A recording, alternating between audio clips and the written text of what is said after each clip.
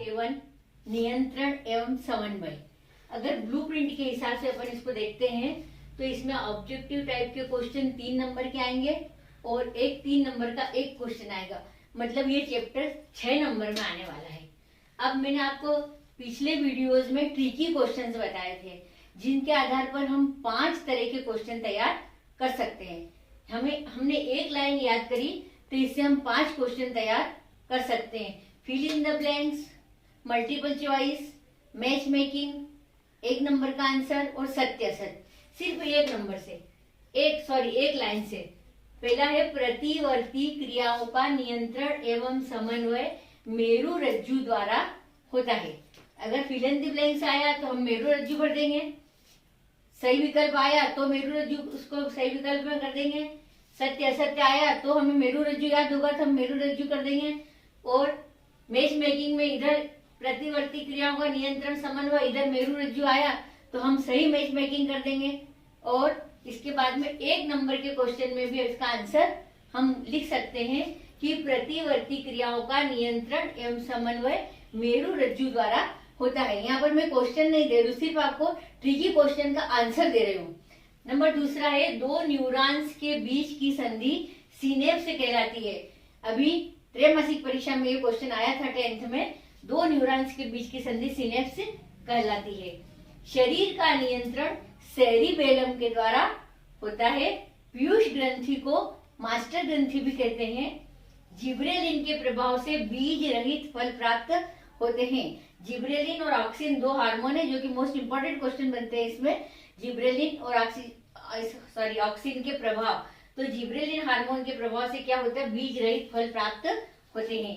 नलिका विहीन ग्रंथियों से स्त्रावित होने वाले द्रव को हार्मोन्स कहते हैं। हमारे शरीर में एंडोक्राइन ग्लैंड्स जिसको कहते हैं, जो होती नलिका विहीन, जिनमें नलिकाएं नहीं होती है और वो एक सिक्रेशन का स्त्रावित करती है जिसको हम कहते हैं हार्मोन्स। पलकों का झपकना अनैच्छिक क्रिया है। हमने पढ़ा है कि अनैच्छिक और ऐच्छिक 2 प्रकार की क्रियाएं होती है। ऐच्छिक क्रियाओं पे हमारा नियंत्रण रहता है जबकि अनैच्छिक क्रियाओं पे हमारा नियंत्रण नहीं रहता है, जैसे पलकों का झपकना। ऑक्सिन हार्मोन द्वारा कोशिका विभाजन होता है। ऑक्सिन भी एक प्रकार का हार्मोन है, इसके द्वारा कोशिका विभाजन होता है। ट्रिकी क्वेश्चंस की श्रृंखला में हम आगे बढ़ते हैं।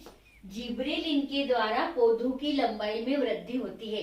कभी कभी क्वेश्चन आता है कि जिब्रेलिन के कार्य लिखिए, तो हम इसको लिख सकते हैं जिब्रेलिन के द्वारा पौधों की लंबाई में वृद्धि होती है। मेरु रज्जु से 31 जोड़ी सुषुम्ना तंत्रिकाएं जुड़ी होती है। सुषुम्ना द्रव मस्तिष्क की यांत्रिक आघातों से रक्षा करता है। वेसोप्रोसिन नामक हार्मोन वृक्क में पुनः अवशोषण के लिए उत्तरदायी है। लास्ट वीडियो में हमने देखा था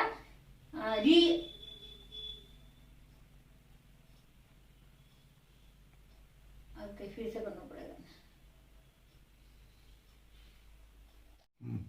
आगे बढ़ते हैं। जिब्रेलिन के द्वारा पौधों की लंबाई में वृद्धि होती है। एक क्वेश्चन आता है जिब्रेलिन के कार्य लिखिए। जिब्रेलिन ये पौधों में पाए जाने वाला हार्मोन है। मेरु रज्जु से 31 जोड़ी सुषुम्ना तंत्रिकाएं जुड़ी होती है। सुषुम्ना द्रव मस्तिष्क की यांत्रिक आघातों से रक्षा करता है। वेसोप्रोसिन नामक हार्मोन वृक्क में पुनः अवशोषण के लिए उत्तरदायी है। पिछले वीडियो में हमने रीएब्जॉर्प्शन पढ़ा था, जिसमें एक बार मूत्र में से वेस्ट प्रोडक्ट का अवशोषण हो जाता है, उसके बाद में दोबारा फिर से अवशोषण होता है, तो उसको पुनः अवशोषण कहते हैं। और ये वेसोप्रोसिन नामक हार्मोन इसके लिए उत्तरदायी होता है। मनुष्य मस्तिष्क को 3 भागों में विभाजित किया गया है। मनुष्य में कंकाली तंत्रिकाओं की संख्या 12 होती है। फेरामोन भी हार्मोन है। फेरामोन का कार्य नर तथा मादा को प्रजनन के लिए आकर्षित करना है। आयोडीन की कमी से घेंघा नामक रोग होता है। इसी श्रृंखला को हम आगे बढ़ाते हुए देखते हैं। मधुमेह रोग इंसुलिन नामक हार्मोन की कमी से होता है। मधुमेह को अंग्रेजी में डायबिटीज कहते हैं। जिनको शुगर या डायबिटीज या मधुमेह की बीमारी होती है उनको इंसुलिन दिया जाता है, या तो टैबलेट के रूप में दिया जाता है, अगर बीमारी कंट्रोल के बाहर होती है तो इंजेक्शन के रूप में दिया जाता है। अंतःस्त्रावी ग्रंथियों के स्त्राव को हार्मोन्स कहते हैं। दृष्टि एवं सुनने का कार्य मध्य मस्तिष्क के द्वारा होता है। एड्रिनलिन हार्मोन को आकस्मिक हार्मोन भी कहते हैं।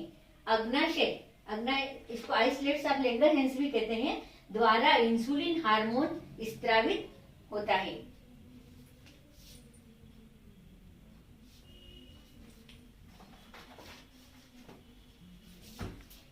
वृद्धि हार्मोन पीयूष ग्रंथि द्वारा स्त्रावित होता है। दो तंत्रिकाओं के बीच मिलने का स्थान सूत्र युग्मन कहलाता है। इसका क्वेश्चन बन जाता है, सूत्र युग्मन किसे कहते हैं? दो कोशिकाओं के बीच मिलने के स्थान को सूत्र युग्मन कहते हैं। वृद्धि रोधन ABA पतझड़ की क्रिया को बढ़ाता है। अभी हमने इसके बहुत सारे ऑब्जेक्टिव देखे हैं। अगर आपने इसी पैटर्न पर ट्रिकी क्वेश्चन के आधार पर ऑब्जेक्टिव याद करें तो आपके पूरे ऑब्जेक्टिव के 3 में से 3 नंबर बिल्कुल पक्के हो सकते हैं। इसके बाद हम देखेंगे 3 नंबर के क्वेश्चन आंसर।